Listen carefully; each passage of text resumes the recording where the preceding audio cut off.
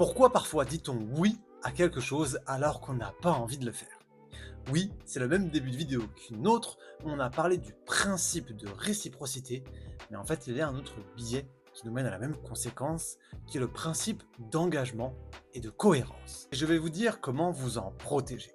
Dans cette série de vidéos, je vous présente les 6 principes d'influence présentés par le docteur Robert Cialdini dans son livre Influence et persuasion. Et le principe numéro 2, c'est l'engagement et la cohérence. Alors ce que Robert Cialdini dit, c'est que notre cerveau déteste l'incohérence. Quand on s'engage en public, lorsque l'on dit des choses qui vont créer une certaine image de nous, renvoyer une certaine image de nous, on va ajuster même légèrement nos comportements pour que ça aille dans le sens de cette image. Pourquoi? Parce que l'on veut garder cette image stable de nous-mêmes. La stabilité est importante. Parce que plus on est incohérent dans nos comportements, de nos pensées, moins les gens vont nous accorder leur confiance, moins les gens vont nous écouter, moins les gens vont nous croire.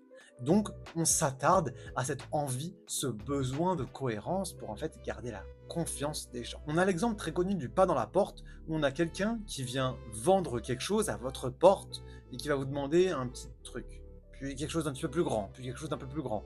Et en fait, vous êtes déjà engagé dans ce système, dans ce processus, comme étant quelqu'un aussi de serviable, de gentil, en répondant à cette enquête, ce sondage, cette question.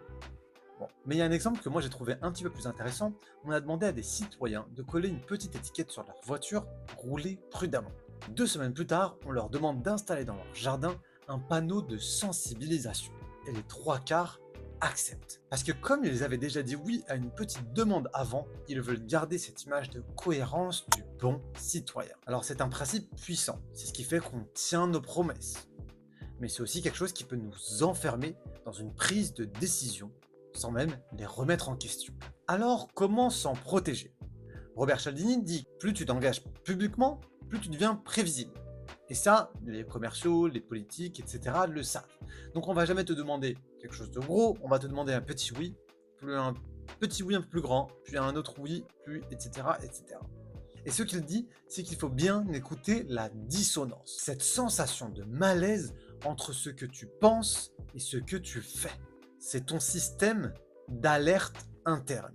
Et il te dit, pose-toi cette question. Si personne ne me regardait, et si je n'avais rien promis, est-ce que je ferais tout de même ce choix? Comme pour tous les principes qu'il expose, ce n'est pas un principe à rejeter, mais à surveiller, à apprivoiser.